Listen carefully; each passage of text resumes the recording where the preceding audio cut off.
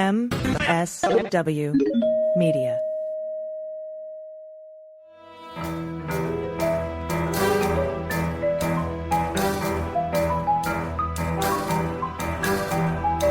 The rule of law is not just some lawyer's turn of phrase. It is the very foundation of our democracy. The essence of the rule of law is that like cases are treated alike. That there not be one rule for Democrats and another for Republicans, one rule for the powerful, another for the powerless, one rule for the rich and another for the poor, or different rules depending upon one's race or ethnicity.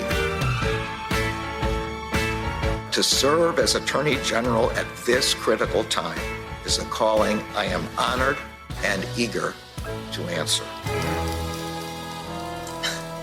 So yeah, now it's clean up on aisle 45 time. And for a long while yet, it is going to be clean up on aisle 45. Hey, everybody. Welcome to episode 126 of Clean Up on Aisle 45. It's Wednesday, June 21st. I'm your host, Allison Gill. And I'm Pete Strzok. Today, we'll take a look at the new Washington Post reporting about Mike Sherwin and the FBI shutting down multiple attempts by DOJ officials to investigate Trump and the fraudulent elector scheme. Yep, and we're also going to look at the new charges against former Air National Guardsman Jack Teixeira, along with the latest in the Jim Jordan weaponization clown show, or I guess I'm going to call it the weaponized committee from now on. But first, I want to thank our new patrons. Seriously, you make this show run. It's how we do everything here is through patrons. So thanks. We have a pretty big batch, so we're going to split them up this week. Kristen Shire, Paperclip, Colleen LeClaire, Robin Gittleman, Desert Gal, hi Desert Gal, El Chorizo in Texas, Barbara Rose Norman, Catherine Egan, David Lyon, Ben Robson, Kevin Brandeis, and Mick Merple. Great name, Mick Merple. Again, if you want to become a patron, you can do so by going to patreon.com/aisle45pod, AISLE45POD. And Pete, we had a great time on our super mega justice happy hour cleanup Jack Beans thing this past Friday. That was great. We had like 400 people join us. Yeah, it was really amazing to see everybody turn out. And I mean, it was a big week. We had, indictments and discussion about that. And so it was like very nice to see so many folks turning out and just such, amazing questions, such a great community to see folks, both chatting on the chat as well as talking throughout the, leading up to and during the discussion. So that was a lot of fun and look forward to the next one. But everybody, thank you. I mean, as Allison said, you're absolutely the lifeblood. Without you, we couldn't do this. So I like Allison, just deeply, deeply appreciate and am tremendously humbled by your support. So thank all of you. All right. So what the frick? So there was some Washington Post reporting out today, and I think the headline should be this. I think the headline should be Trump holdovers in the DOJ and FBI blocked multiple attempts to investigate Trump and the fraudulent elector scheme. That's what I think the headline should be here. But there is some really interesting new reporting in here. A lot of this is old stuff that's just put together in one long narrative, but there's a lot of new interesting reporting in here on early meetings that had to do with Mike Sherwin and a guy named Dan Tuono, who I believe was the head of the D.C. Washington FBI field office back, after Trump, right after Trump left office. Before we got Graves put in there in the end of November of 2021, like almost 10 months later, it took because there was a lot of blockage happening in the Republican Senate. But let's talk about some of this reporting, Pete. Yeah, so the article is from Carol Lenig and Aaron Davis, and Carol in particular had done a report probably, I don't know when it was, 4 or 5 months ago. There was a kind of really detailed insider's account of the debate between the FBI's Washington field office on the one hand and DOJ and FBI headquarters on the other about whether or not to seek a search warrant down at Mar-a-Lago. And DOJ and FBI headquarters were on the side of getting a search warrant. The FBI's Washington field office and Dan Tuono, who was the ADIC, the assistant director in charge of the Washington field office, pushing to know, we need to cooperate. We can trust Evan Corcoran. We should go to them, seek consent to do it.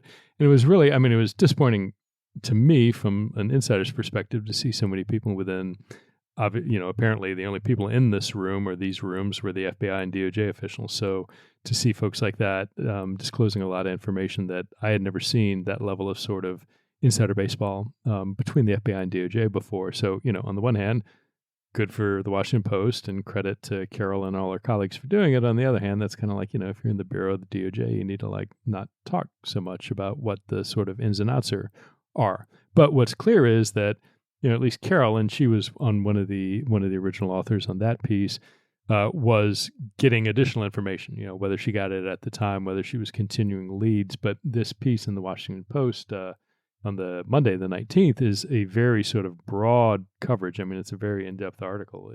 I didn't do a word count, but it's, several thousand words, I think, essentially laying out everything about how the investigations and the prosecutions unfolded between the FBI and DOJ immediately following January 6th, all the way through the appointment of Jack Smith.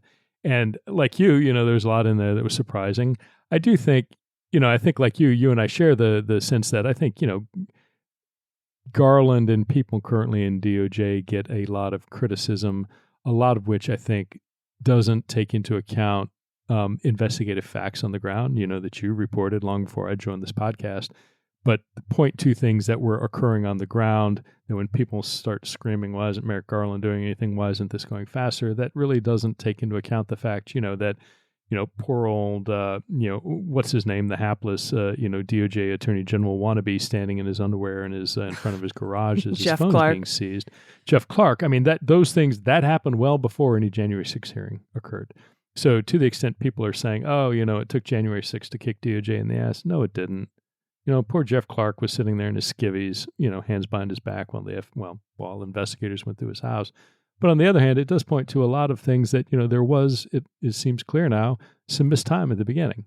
That now, as we are scrambling to get cases charged and heard and trials before the election, a missed 6 months, 8 months do matter. And not just for the timing now, but, people destroy evidence. People forget things. Things get lost. So the sooner to an event you can go out and investigate, the better off you are. And this article points to a lot. But I mean, Well, you and I discussed, early on that there seemed like there was a lack of urgency and resources early on. And there seemed to be multiple things that contributed to the initial 6 to 8 to 10 month delay in getting all of this going. And when it did get going, we all reported it when it got going, and everybody seemed okay with that, but now they're very freshly angry. But I think we need to point out who the culprits are. So what do we have? What was that first meeting? Yeah, so the first thing is it talks about just shortly after he was confirmed that A.G. Garland met with a Mike Sherwin, who was the then U.S. Attorney for the District of Columbia, and his other top deputies when he got to DOJ in March, and that was, I think, March 11th, 2021. So, roughly just over 2 months after the insurrection. And the Post got a hold of a briefing document, but in this, Sherwin goes through 11 pages of presentation of Merrick Garland on this March 11th meeting, and there's no reference in that slide deck of any reference to Trump or Trump's immediate advisors. So, the question is right off the bat, again, so to this scope back, right? And let's go back up to 35,000 feet. And some of this is, okay, to your point about, do you blame Garland? Do you blame the people who were there before him? This is the information that Garland is getting literally on the first days that he is on his job. And what he's being briefed about does not contain any reference to Donald Trump, does not contain any reference to Mark Meadows or Roger Stone or Alex Jones or Mike Flynn or, any of these other knuckleheads who are running around, Rudy Giuliani, presumably, the folks that now are of immense interest in terms of what they were doing on January 6th for any number of things.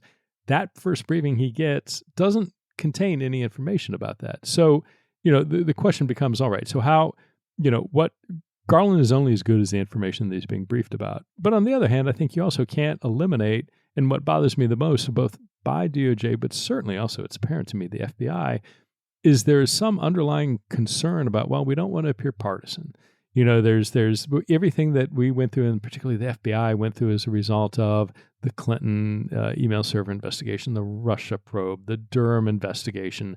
We need to be cautious, and we don't want to go too far out of our skis in terms of what we're doing, certainly with regard to Trump. And that's BS. I mean, that should not be, I understand why people might be concerned about that, but that's exactly one of those concerns as a leader. You sit there and you tell your folks, look, I understand people might be concerned about, Horowitz giving people, 3-year proctological exams. I understand that Durham has an ongoing criminal investigation of dozens of your colleagues right now. Think about that, right? Mm-hmm. Bill Barr, we're going on at this time.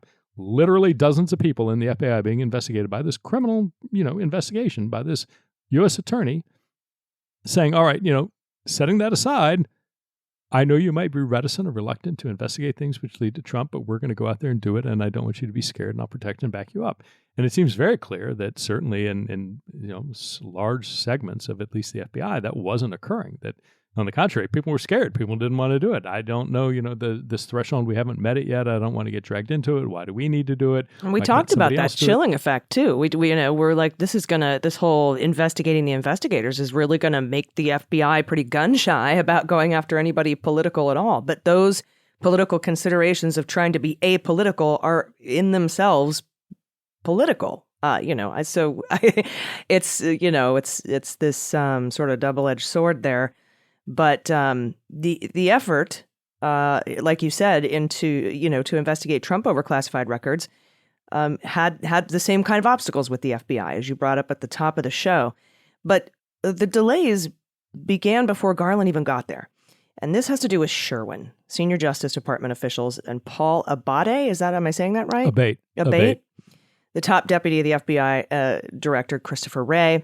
They quashed a plan by prosecutors in the U.S. Attorney's Office to directly investigate Trump associates. They quashed that. Now, the Post says the FBI didn't open an investigation of the fraudulent elector scheme until April of 2022, about 15 months after the attack. But the public reporting is to the contrary, and not just public reporting, because I could put up a Washington Post report that says something different, but then you're like, all right, well, who do you believe, the Washington Post or the Washington Post? But there's court filings, right? Kyle Cheney shared, and I put this out too. There was an unsealed proceeding showing that they had Eastman, Perry, and Clark stuff well ahead of April. And so what I don't understand is how you can say that the fraudulent elector scheme investigation wasn't opened until March or April by Christopher Wray when there were subpoenas and stuff. But if you remember, and you and I talked about this too, we're like, why are there DOJ inspector generals showing up to do these searches? And I think that probably has something to do with it. I think it sounds to me like Wyndham, who was put in November of 2021, as soon as Graves got there at the D.C. U.S. Attorney's Office, Wyndham wanted to get, subpoenas and search warrants for these things. And it looks like the FBI said no, just like they did with the search warrant at Mar-a-Lago, just like they did with trying to look at the fraudulent electors. And so he went to the DOJ IG Inspector General to conduct these search warrants. Yeah, and there's a couple of things. There was a new piece of information, at least new to me, in this Washington Post report that was talking about that Wyndham, same prosecutor, went to D'Antuono and the FBI and said, "Hey, look, I want to serve these subpoenas on the Willard Hotel to get billing records and information about who was paying for which entities were paying for what rooms and for on whose behalf and how many rooms and who was staying in there." And, clearly this is part of the war room, and there's a lot of activity now that was not only a focus of the January 6th committee, but also, a lot of sort of investigative indications that has become important. But at least according to the Washington Post, the FBI and D'Antuono specifically pushed back and saying, I'm not serving these subpoenas on the Willard. I'm not going to do it. You don't have enough information. And apparently then Wyndham, just like, potentially the DOJ IG, but according to the Post, in this case with the Willard subpoenas, Wyndham turned to the Postal Service inspectors and said, hey, well, you guys do it. Now, I don't think the Post says whether or not they infer or imply certainly that the postal inspectors did it, but I just, anytime the job of an investigator is to be curious, is to be full of doubt, is to be aggressive. I would want all the time, I would rather have investigators who are trying to push the margins, who are out there saying, hey, we want to go do 1 through 10 And then having senior leaders or prosecutors at DOJ say, well, look, 9 and 10 are potentially problematic because maybe the First Amendment concerns, or, we need to think about whether or not that's really going to give us evidence that is helpful, one way or the other. But what it appears is it's flipped on its head. You have the FBI, at least some indication that people are worried about, well, what's the political impact of this? How are we going to be targeted? How do we, walk back and, avoid the pitfalls of, Clinton and the 2016 Russian attacks on the elections? That's baloney. The answer is you don't. The answer is go out and do the right thing. The answer is go out, be curious, be investigators, investigate. Let me ask you a chain of command question. Let's, Wyndham's having a hard time pushing back. Maybe he can't get subpoenas, has to go to the postal inspector, has to go to the DOJ IG for the Jeffrey Clark Eastman stuff. And he's working with the D.C. U.S. Attorney's Office, Graves there, right? At what point does Graves go to Garland and say, will you tell the FBI to quit being opposing us? Or do they all kind of work it out within their own U.S. Attorney's offices, within their own field offices?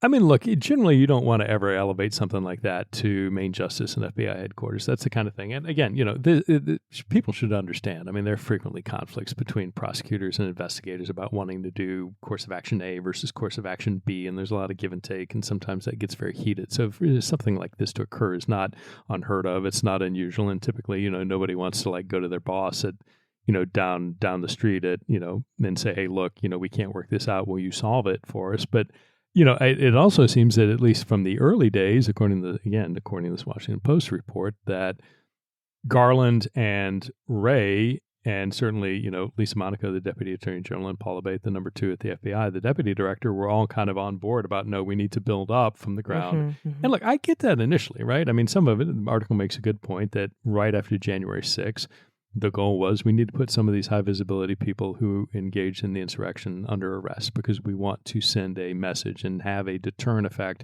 Anybody who might be thinking about showing up on the inauguration on January 20th, we want to deter that. Makes a lot of sense to me. And I think that was, between that and saying, hey, we don't want to rush down to the end to opening a case on Trump. We want to build to it.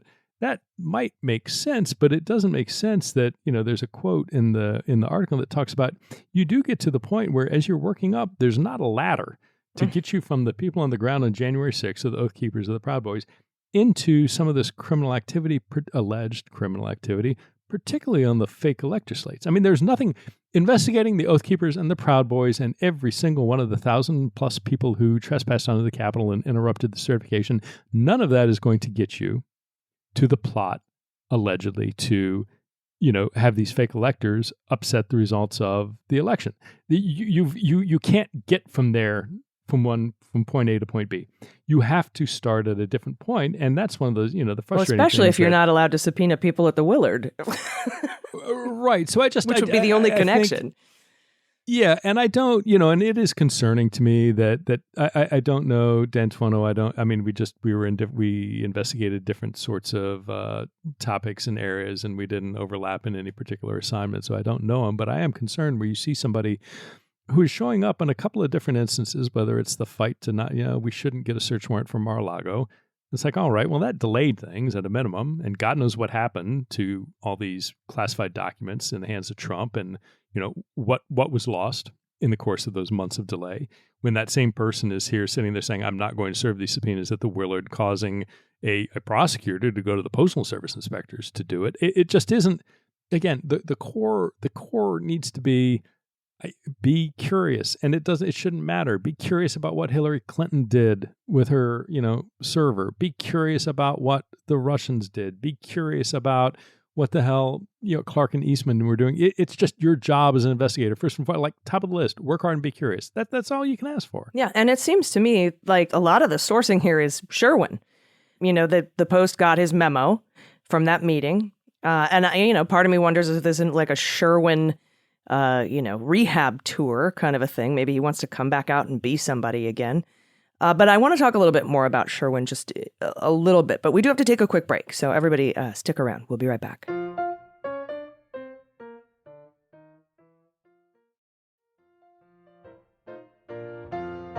All right, welcome back. So Biden's pick to replace Mike Sherwin was the U.S. attorney in D.C., and he would not take office until 10 months later, in November 2021, and almost immediately Wyndham was brought on, and he started to try to get these subpoenas out, pushing back against the FBI, going to the Inspector General, Postal Inspector, et cetera, doing whatever they could, and probably not elevating up to the Attorney General level. But I just want to remind you about who Mike Sherwin is. He was installed after Bill Barr, Trump tricked the D.C. U.S. Attorney Jessie Liu into quitting by offering her a job at the Treasury Department and then yanking that offer after she left the D.C. U.S. Attorney's office, leaving that vacancy. Tim Shea was in there, but he couldn't be in there for more than 120 days. So they went around the Vacancy Act and installed Mike Sherwin. So this is a Barr-Trump installed guy. Sherwin approved giving internal FBI records to Flynn's lawyers. He supported Barr's motion to dismiss Flynn's case. Sherwin went on TV, 60 Minutes, and talked about charging Oath Keepers with seditious conspiracy, which violated DOJ policy. Yeah, that was a big deal. That was great. He was referred to the Office of Professional Responsibility for that. And Judge Mehta bench slapped him for it. He's like, he said, the public remarks and your appearance on 60 Minutes could put this case, the Oath Keeper seditious conspiracy case, in jeopardy and violate the rights of the accused. Well, the next day, Sherwin resigned, probably to avoid being sanctioned for what he did. And Justice Department officials, including Sherwin, an official who was overseeing the January 6th inquiry at the time, denied prosecutors' request to seek a search warrant for Mr. Rhodes. So he's denying search warrants and subpoenas all over the fucking place. All over the place. So we can swear here, just not as much as in the Weekend episode. So I just want everybody to remember who Mike Sherwin is, and that he's the one giving this memo, apparently, to the Washington Post. And to me, he's not a good guy. Yeah, and it's curious to me, a couple of things. I mean, I think there was also in at least one Inspector General report, some note about an individual who had resigned and could not be compelled to testify because they had resigned. And I don't know if they're referring to Sherwin. I mean, there were a lot of people who were resigning around things that the IG is looking at. But it's clear people like Sherwin, people like D'Antuono they are very central players in this narrative. Whether they are speaking directly to the Washington Post or have surrogates, meaning, an attorney, a friend, a colleague, somebody who is providing information to the Washington Post, a lot of this information centers around them and their actions. And so, it makes sense to me that they would be trying to get at least some information to the Washington Post to defend their actions and the choices that they made. But again, when you look at the totality, and this is a good article looking at everything, but it still doesn't have, this article doesn't really, it makes oblique references to the classified documents out in Mar-a-Lago, but it really doesn't touch on that at all. But it's the same folks, at least initially, who are involved with that.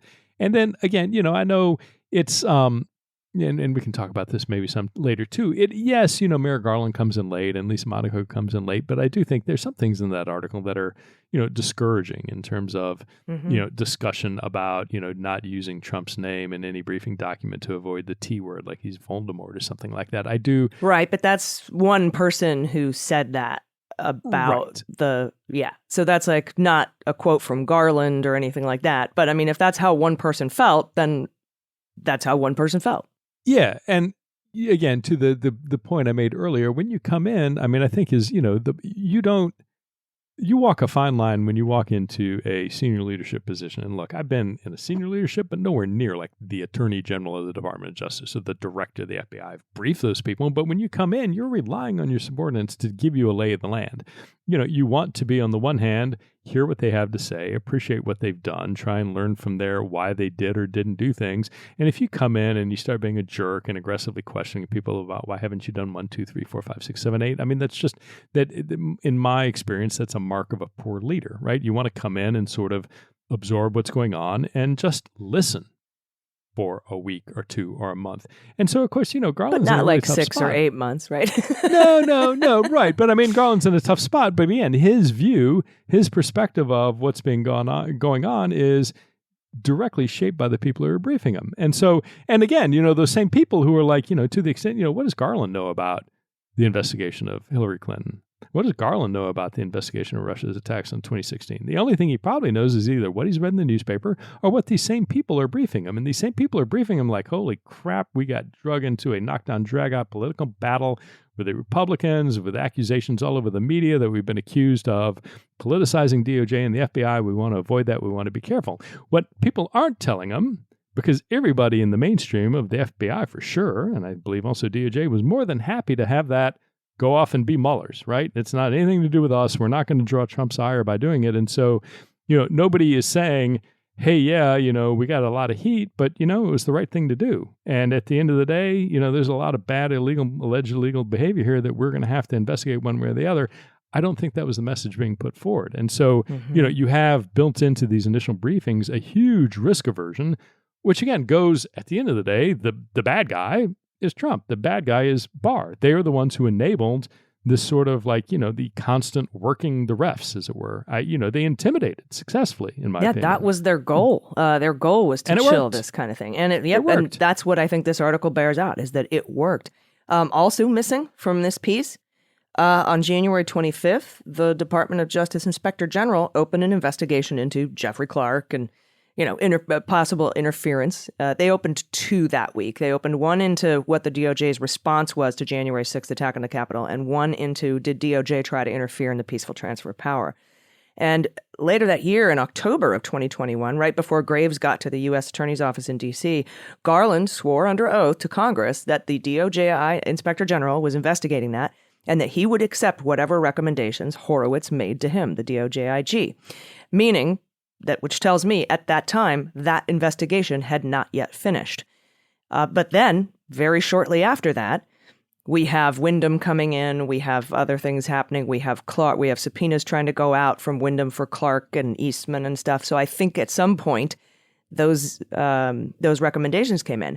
And I said at the time, I don't think it was necessary to wait for DOJ Inspector General recommendations. But I think maybe the reason was, and I think you and I talked about this too on the Daily Beans, was Merrick Garland trying to insulate himself from politicization by saying, hey, look, I had a nonpartisan DOJ IG recommend these things. And then Monaco saying, hey, we had Michigan recommend we look into fraudulent electors, and say, okay, well, we got to get the January 6th transcripts from the bipartisan January 6th committee so that we can compare people's testimony, make sure there's no inconsistencies.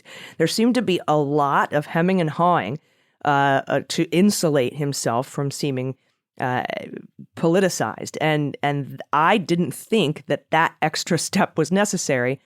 And I don't know if that's what pushed back the opening of this investigation or not, whether they were waiting for those IG recommendations so he could insulate himself. I think that's a huge possibility. And it might be another reason that we didn't see activity on this until the end of 2021, until about 9 or 10 months after the attack on the Capitol, at least looking into the fraudulent elector scheme, the Raffensperger phone, all this other kind of Jeffrey Clark stuff that he was doing with his letters to 7 states and trying to tell Georgia to, put in false electors or whatever. I don't know if that's the case, but it's not mentioned in this article, and I do think it's important.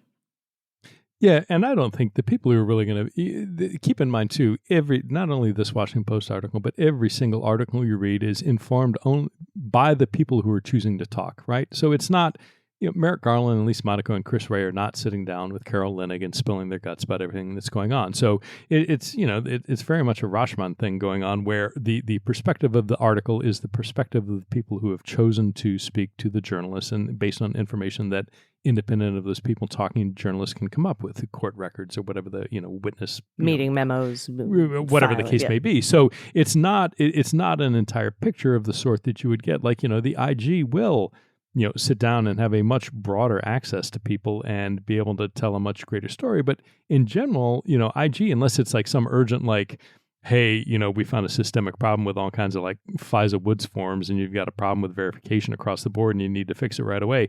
In general, the IG in any sort of administrative report where people are compelled to give information and you get a very complete record, typically those things get held until after all the criminal stuff is wrapped up, because you don't want some big IG report dropping in the middle of a prosecution that's going to create, discoverable material, whatever the case may be. So I hope the IG is getting a very complete, even far more than the Washington Post is, everybody's perspective, because it's not just, what, Mike Sherwin thought. It's all these different people in the room having a very unvarnished, under oath interview with the IG saying, no, this has happened. This is what happened. This is what I was thinking. This is why we did what we did.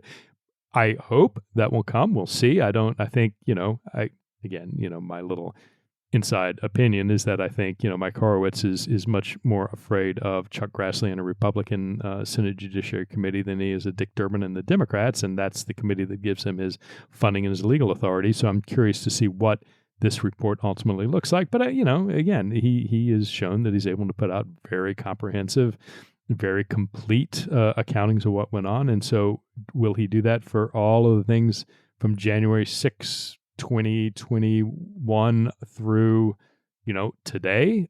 I hope so. Are we going to see it anytime soon? I doubt it. I mean, we saw the IG report about FISA after the Mueller investigation was over. If there were recommendations and a report went out at the end of 2021 from the IG and there were criminal referrals in there or something like that, of course, we're not going to see that report until everything's done. But I do think we'll see that report once charging decisions are made, or perhaps even after Jack Smith files his final report with the Department of Justice about his investigation into January 6th, since it's his now. But, again, just another potential reason for delay. Not saying I agree with it, but that it could be out there and it's just not mentioned in this report. All right, we have a lot more news to get to. Real fun stuff. I think after this break, we're going to talk about Jack Teixeira, and we've got some interesting stuff with Jim Jordan and Comer and Ron Johnson and all those cool dudes. So stick around. We'll be right back.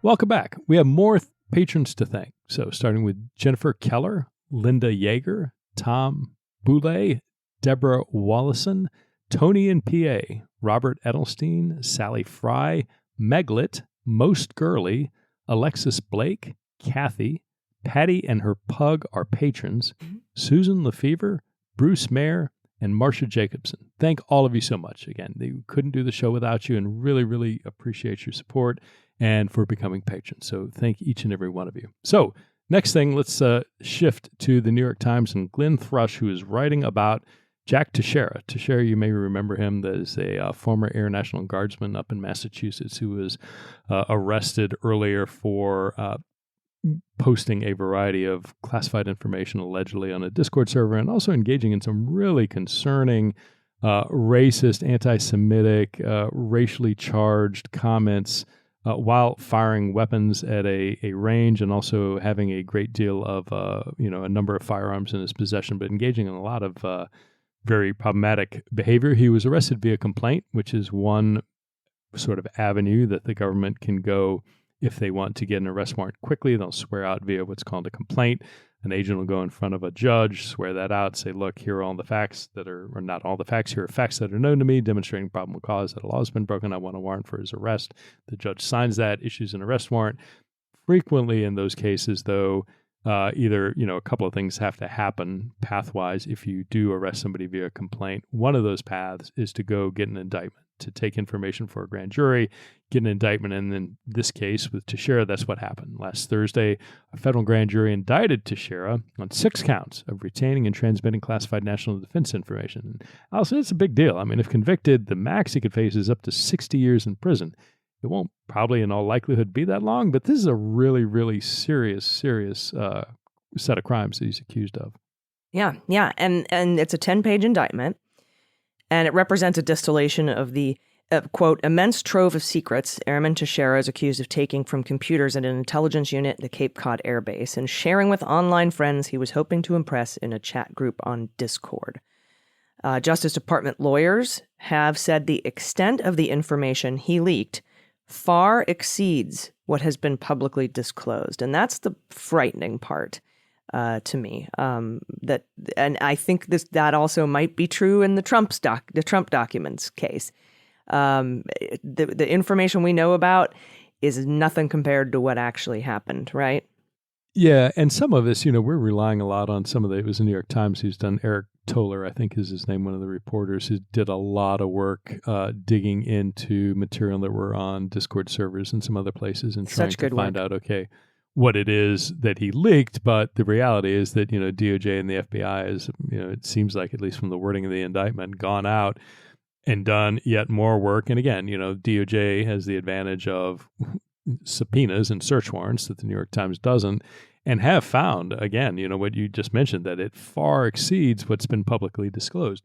And again, there's a lot that's been publicly disclosed, and for DOJ to say that it far exceeds that, it's really, really concerning, particularly when you add up into the fact that not only did he have this sensitive information, we'll talk a little bit about what that was, but there's also some indication that he understood that people on those channels that he was posting this information were not American, were not in the U.S., that they were, not only foreign, but there's some indication, hey, if you have questions, ask them, and I'll see what I can do. But to the indictment itself, it talks about all these mishandled documents, and it includes in the description a report on the hacking of an unnamed U.S. company's accounts by what is termed a foreign adversary, information about the provision and delivery of military equipment to Ukraine, and a highly sensitive report on Russian and Ukrainian troop movements that might have compromised what the indictment calls classified sources and methods. Other documents include details of a foreign plot to target U.S. troops abroad that described where and how an assault might take place. So, Allison, looking at this isn't just, there are levels of classification, right? Top secret, secret, or confidential. But then also when you look at sort of the content, this isn't some, very sensitive source talking about Beijing's plans to upgrade their communications infrastructure between Beijing and Shanghai. It's important and it's a big deal and it could compromise sources and methods. But this stuff, where you're talking about Russian and Ukrainian troop movements in the middle of a war. Yeah. And the foreign plot to target U.S. troops, that rings a little bell in my head about how we thought about there were reports that the Russians were targeting U.S. troops. And then, of course, the Trump administration was like, it's all bullshit. So, I don't know that that's this specific thing. But and then these are huge, especially if you find out the sources of those troop movements. That's extreme danger to national security. Yeah, and it's funny because I think Mark Esper went on some of the Sunday talk shows this past weekend and was talking about, he was comparing Trump to Teixeira. And and the first I heard it, I'm like, I don't know if they're the same. But then when you think about it, it's like when you look at motive, it's all about ego, right? It's like, I'm going to share this. Look at me. I'm important. It's DOD information. It's information relating to our troops. And sailors and airmen and women. It's information that is, not only the motive, some ego boost to try and make themselves look important, but it's dealing with its impact on military members is immediate. And it just speaks to this sort of lack of either understanding and or care about the fact that the information that they're disclosing or keeping without authorization, allegedly, puts military lives at risk, our military, U.S. military lives at risk. And again, it's not just some weird esoteric foreign thing, it's the life of right? And so, and the more I thought about it, I'm like, well, maybe he's onto something. So I don't, are they the same thing? Was, Trump posting it to some, online forum? No. When you kind of look at what the sort of information was and why they were doing it, there's more similarities maybe than initially meet the eye. Yeah, and some of these materials included SCI, sensitive compartmentalized information. I don't have any personal knowledge of that because I only had a top secret clearance, but my dad, who I did a lot of research on, had an SCI clearance. He worked at Cunea underground with nuclear missiles and did tabletop nuclear Russian preemptive strike war game exercises. And, that's that he was, intercepting Russian messages and decrypting them and translating them. That's heavy, heavy stuff. Yeah, and so typically, again, your three flavors of classified information are confidential, secret, and top secret. But then SCI is you'll really break that down, and almost it goes in the case of top secret information, something that's very, very sensitive. When you tack on an SCI sort of caveat on there, and you get all these different code words that some of us now have heard because of the Trump Mar-a-Lago documents, whether it's HCS for Human Control System or TK for Talent Keyhole, which is satellite imagery type related stuff. It gets really I mean, it's things that if they're disclosed can tell you, oh, look, this satellite has this capability of getting an image with this resolution from this distance away. And it's really, and we literally spend billions with a B of dollars to create and then put these systems into operation. So to have somebody like kind of, tossing it around is a real harm. And again, that's the technical side.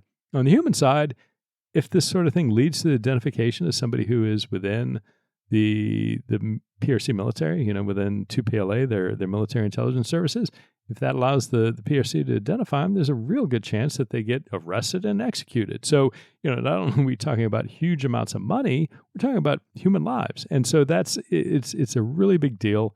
And again, what's interesting is, Teixeira's been in custody since he was arrested. And he's still in custody because prosecutors went to the judge when they had these, a series of detention hearings and said, look, not only did he have all of this information that we're not sure if we have it all and what information he may or may not have in his head, but as I mentioned earlier, he's got this history of making violent and racist threats. He had access to a wide variety of weapons that he had purchased. And so you have this sort of like dual threat of, on the one hand, harm he might cause the community by disclosure of classified information. And on the other hand, like physical harm he might cause the community because he's like, and again, in high school, there's some indication that he was suspended because of violent threats that he made. So short story is he's in jail. He will not likely leave jail until trial. And we'll see if he, goes to trial or tries to get a plea deal instead. Yeah. It'll be interesting to see if whether or not he cops a plea on this one. He's a very dangerous person. I would hope, he's not. I think the case on him is so strong, he's looking at either 5 to 10 years in jail or he's looking at, 15 plus. And for a 20-year-old, that's all horrible as a, whatever he is, 20, 21 as a young kid. All of those are bad, but some are much less bad than others. So I would think if he's got decent counsel, they're going to look at the evidence and I think going to have tell him, hey, look, there's not a whole lot of a defense you have. It's not, you weren't whistleblowing anything. It's not like this was like, you were trying to shed light on Russian attacks on the elections in 2016. You're giving up stuff about, war in Ukraine. Yeah.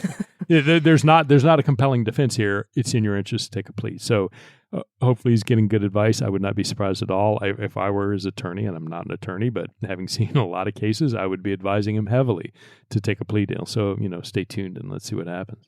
Yeah, we'll talk more about it as the case goes on. All right, we're going to take one more quick break, then we're going to come back and talk about the, the clown show in the Republican House. And now they're dragging some Republican senators into it too, although they've been there for a while. Stick around. We'll be right back.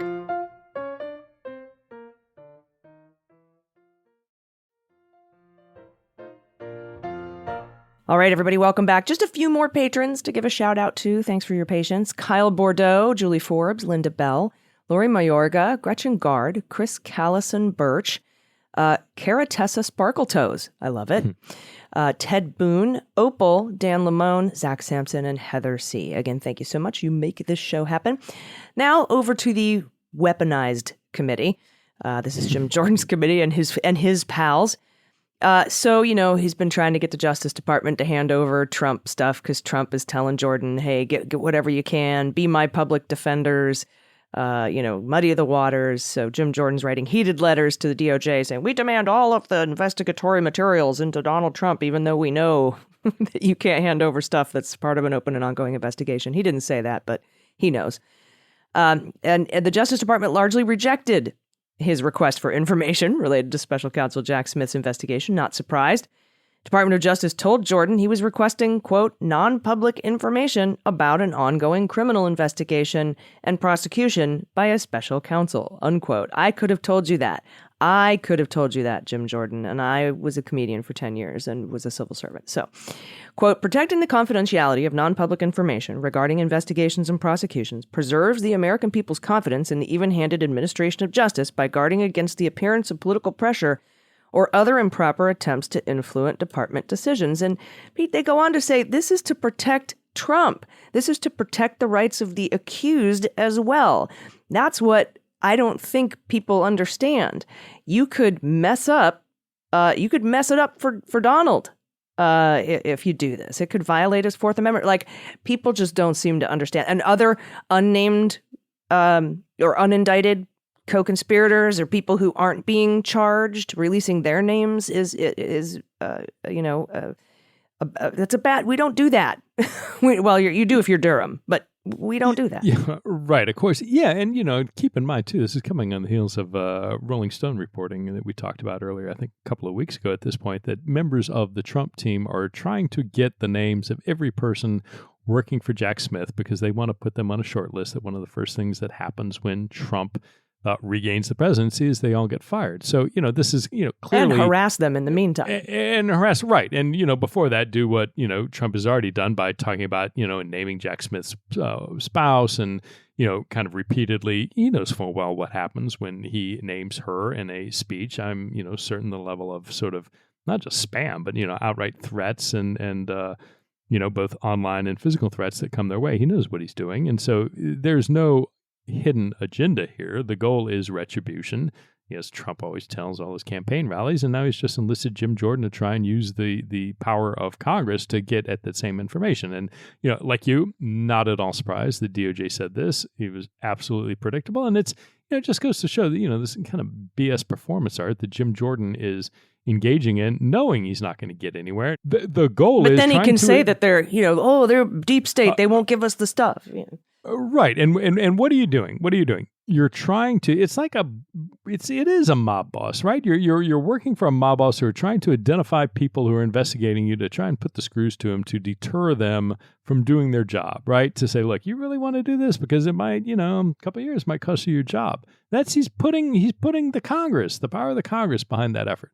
And it would be, it's horrible. And the only mitigating factor is they're so goddamn incompetent about it that it's never going to get anywhere. But that doesn't take away from the horror that, Jordan or, his buddy, James Comer, who always reminds me of, Ralph on that Simpsons episode where they're making Valentines and the teacher's like, the children are right to laugh at you. It's this sort of, they are hapless. And that is the only saving grace from what is a wild abuse of not just an abuse of power, but just utterly trying to, dancing on the edge of criminal, obstruction and intimidation. I've never seen anything like it.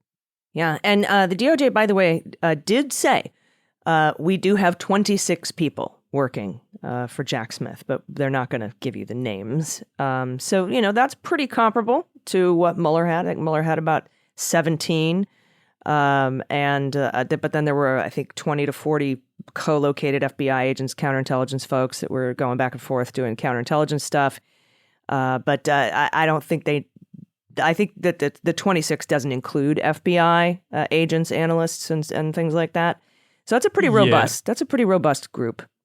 Yeah, and that's about what I expected. Look, there's a lot of wiggle room in that number and how they define it. And if they say people who ever worked on it, I mean, that could be you have a computer forensic expert who gets called in to do some analysis of, 3 cell phones that are seized and she puts in a week and a half of work. That's a person who worked on it, but it's not like a full-time core team member. So there was, when I read the statement, it was like, oh, okay, there's a little bit of ambiguity in here, which is a good thing. But again, about the size that I would expect. And again, people need to understand this is a pretty complex endeavor. It's not just Mar-a-Lago, but when you think about everything that went on with January 6th, everything from were they witting or coordinating the violence in the March on the Capitol, the fake elector plot, all the stuff that went on with Eastman. There's so many different, were congressmen and women involved in this, going back to that December meeting, were they witting to it? Louis Gohmert and all these congressional people who sponsored federal lawsuits trying to, there are so many different avenues.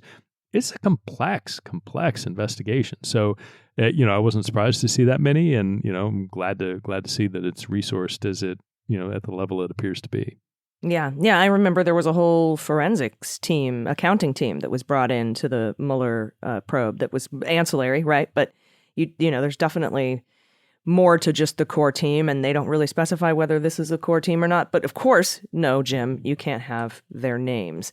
DOJ warned that disclosing any information from Jack Smith's investigations could violate laws and court orders. not just interfere with the investigation. So, I mean, everybody knows that. We all know that. We were all trying to get Mueller stuff. And, and Mueller's like, no, sorry, you can't. I'll have a report for you. Probably earlier than I expected, but I'll have a report for you. So, just you have to hang back and wait for that. So anyway, we'll see. We'll see how Jim Jordan, I mean, we're going to have so many episodes, Pete, on how Jim Jordan spins that report, if he's still in Congress when the report comes out. Yeah, well, no kidding. And I mean, look, all this, though, it is, again, we're laughing about it because it deserves to be laughed at. But one of the most chilling things about Miami was when they were talking about, Trump's initial appearance and his arraignment and the discussion of a security detail. And it wasn't Trump's Secret Service security detail. It was the discussion of Jack Smith's security detail. And the fact that we need, in this day and age, a case involving a former president of the United States with the threat environment is so large that the special prosecutor has not a guy, but a detail, a security detail, who has to travel with him down to Miami because of the threat picture. That's a big deal. And that's just a horrible commentary on, where we are today. It's a horrible commentary about, sort of the lunatic fringe of violence that associates themselves with Trump, and the fact that, anybody has to have, again, it's like somebody trying to prosecute John Gotti and walking in with a security detail. That's what we're looking at. There are real world, all this bluster and all this threat, at the end of the day, however comical it is by Jim Jordan, when you go to the, sort of the end point, it results in, potentially violent people who are willing to use violence against the people who are trying to investigate and prosecute these cases. So again, it's just a sad state of affairs. I'm sorry. I can't imagine, for either Smith or his family and sort of the impact on needing a security detail like that and what that feels like. But, God bless him for having the courage and just driving into it without fear. So. Yeah, agreed. Regardless of how long it took him to get there, right? What we were talking about in the first day. I just want everyone to know, I wanted a special counsel like a year before we got one, but that's because, I have a thing for special counsels, I guess. All right. And finally, Lordy, there aren't tapes. Cue the Benny Hill music, right? That was the part of the program where we laugh. Several Republicans said this week they don't know if there really are tapes of Joe Biden talking about being bribed. House Oversight Committee Chair Jim Comer said lawmakers, quote, don't know if they're legit or not. That's him talking. Don't know if they're legit or not, but we know that the foreign national claims he has them, unquote. Jim Jordan said, we don't know for sure if these tapes exist, unquote. It goes on. There's more, but you wanted to say something. No, and I mean, the funniest part is that Ron Johnson, who, auditioning for, one of the few senators auditioning for a place in the House of Representatives, suggested on a program, not making this up, a program called The Conservative Circus, that not only might the tapes not exist, but also the foreign national who spoke to the FBI informant might lack credibility. Quote, Ron Johnson, one of two senators from the proud state of Wisconsin, quote, we don't know really if the tapes exist. We just don't know that. Whether this was just a bluff on the part of whoever the executive was. I think it was Mykola Zlochevsky, the CEO of the corrupt oligarch, unquote. So it's a clown show. It is, in fact, a conservative circus. Oh, and by the way, for Ron Johnson to admit that's a bad dude. Because he's funneled and laundered all sorts of Russian disinformation into Congress in the past from his buddies Rudy over at Fraud Guarantee and Firtash and all that shit during the whole Ukraine thing. For him to say, it might not be legit. Ron Johnson saying that. Whew. And who is Ron? Who are Senator? I'm sorry, I should be respectful. Who are Senator Johnson's PR people? Who are the people saying, you know what, Senator? Yeah, there's a program, The Conservative Circus. Sounds good, boss. Why don't you go on there?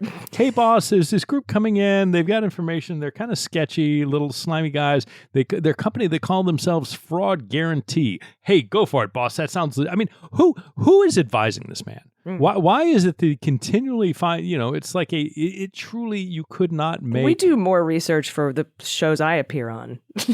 Not a senator.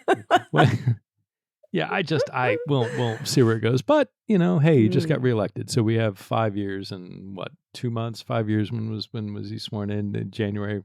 It's 5 years and 5 months left of this Yay. delightful, a beautiful mind. Beautiful mind boxes. Yes. Yes. And before we get out of here, we've been following the E. Jean Carroll case. And, there's Carroll 1, O-N-E, and Carroll 2, T-W-O. Carroll 1 was 2019, where Trump said when he was president, he defamed her.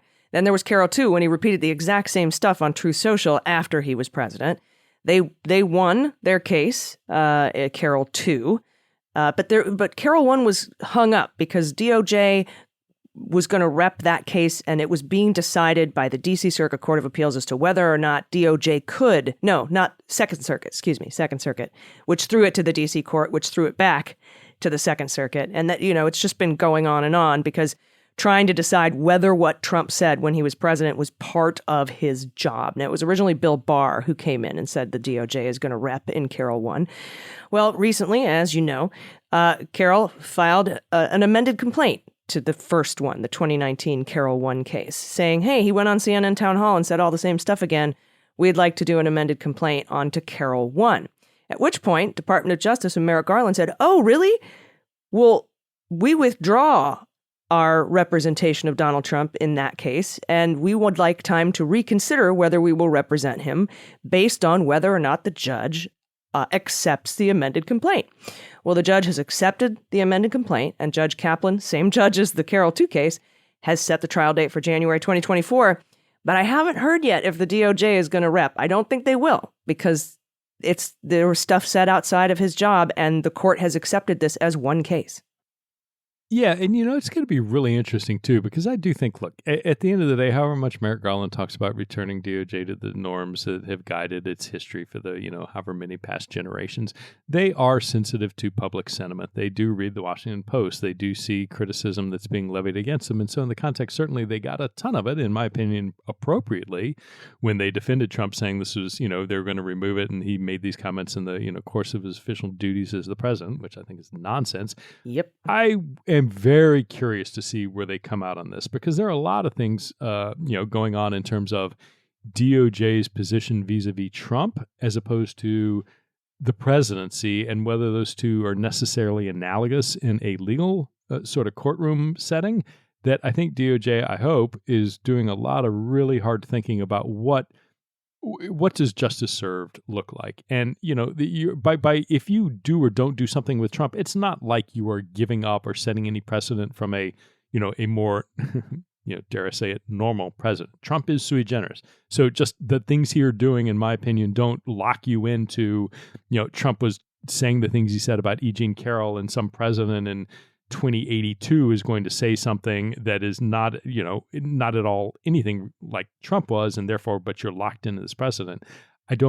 I think sometimes DOJ falls into the trap of thinking too hard. I think they fall into the trap of trying to be too apolitical and actually start causing damage. And, if I'm to, and I know we're probably a little different on our, level of criticism of Merrick Garland and some of the senior DOJ folks, but to the extent I have criticism coming about the very beginning, topic of discussion on our podcast today, this Washington Post article, it's that Garland in particular is trying too hard to return to past practice. He's trying too hard to be apolitical. And in that trying too hard, he is in fact making a political decision. No, I agree. I agree. Causing trouble and doing things they shouldn't. So I was upset about not overturning the OLC Barr memo and going after the Mueller obstruction of justice charges. I was upset about the E. Jean Carroll thing. I think that was the wrong decision as well. I think there were all sorts of wrong decisions about trying to appeal and make the same stupid Bill Barr arguments about why you shouldn't release the Bill Barr memo from 2019 from Office of Legal Counsel.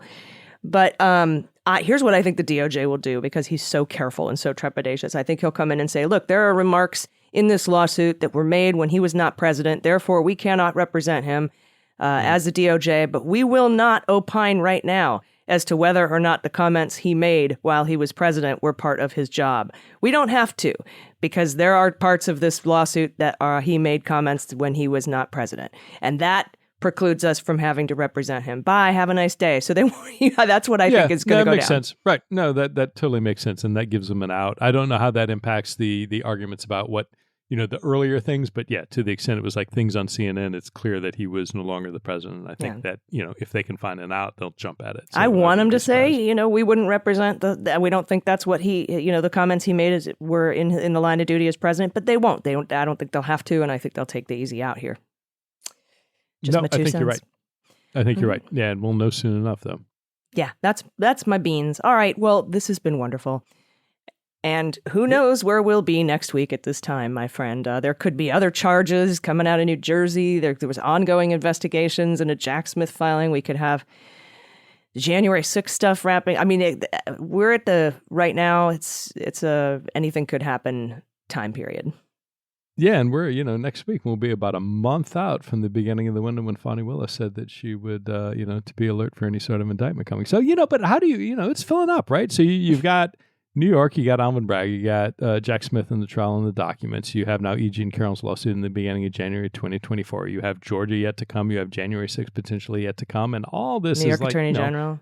Right. New York AG. And there is a lot going on. And, Trump's dance card is already full and just getting fuller. So, we'll track it all for you and, talk about it as we get there. Yep, absolutely. All right, everybody. I've been Allison Gill.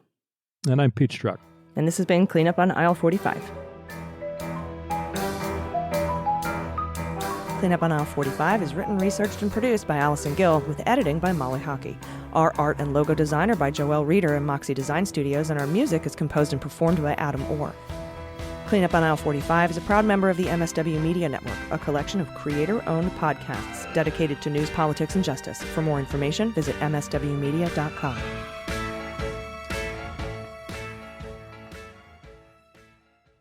MSW Media.